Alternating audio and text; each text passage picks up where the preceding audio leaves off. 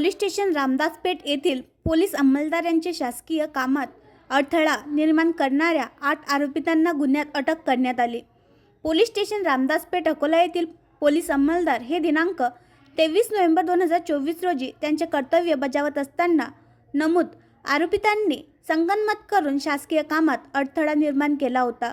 त्याबाबत तात्काळ police station Ramdaspeth Akola येथे फिर्यादीच्या जबानी रिपोर्टवरून अपराध क्रमांक 406/2024 कलम 132 35 BNS प्रमाणे गुन्हा दाखल करून तपासात घेतला।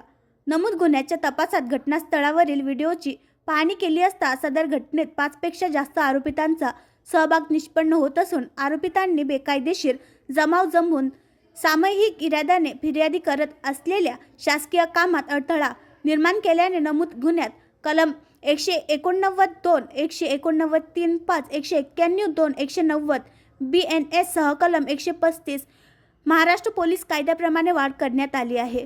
नमूद गुन्ह्यातील आरोपितांना गुन्ह्यात अटक करण्याकामी पोलीस स्टेशन स्तरावर वेगवेगळे पथक तयार करून घटनास्थळावरील CCTV व गोपनीय बातमीदाराच्या मदतीने नमूद गुन्ह्यातील 8 आरोपितांना 24 तासाच्या आत गुन्ह्यात आरोपीनामे तौफिक खान शब्बीर खान वय 34 वर्ष राहणार संजय नगर मोहम्मदिया मस्जिद जवळ नायगाव अकोला, मोहम्मद अबूबकर रफिक कुरेशी वय 25 वर्ष राहणार कागजीपुरा अकोला, मोहम्मद आदिल खात्री मोहम्मद अख्तर खात्री वय 27 वर्ष राहणार कागजीपुरा अकोला, इर्शाद हुसेन लियाकत हुसेन वय 30 वर्ष राहणार इनामपुरा अकोला, अब्दुल सादिक अब्दुल बशीर वय 32 वर्ष राहणार संजय नगर इक्बाल कॉलनी अकोला, आझिम खान इक्बाल खान वय 32 वर्ष राहणार लाल साहेब चौक काळी मस्जिद जवळ अकोला, जावेद खान जिलानी खान वय 29 वर्ष राहणार भारतनगर अकोटफैल अकोला, सय्यद अशरफ सय्यद मकसूद वय 70 वर्ष राहणार अल्लू पहलवान यांचे घराजवळ नवाबपुरा अकोला यांना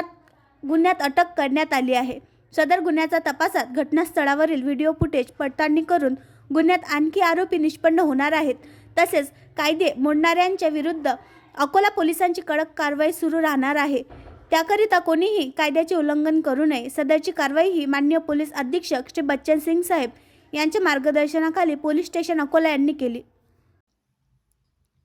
आणखी नवीन व्हिडिओ पाहण्यासाठी आमच्या देशमुख एक्सप्रेस न्यूज चॅनलला सबस्क्राईब करा, लाईक करा आणि शेअर करा।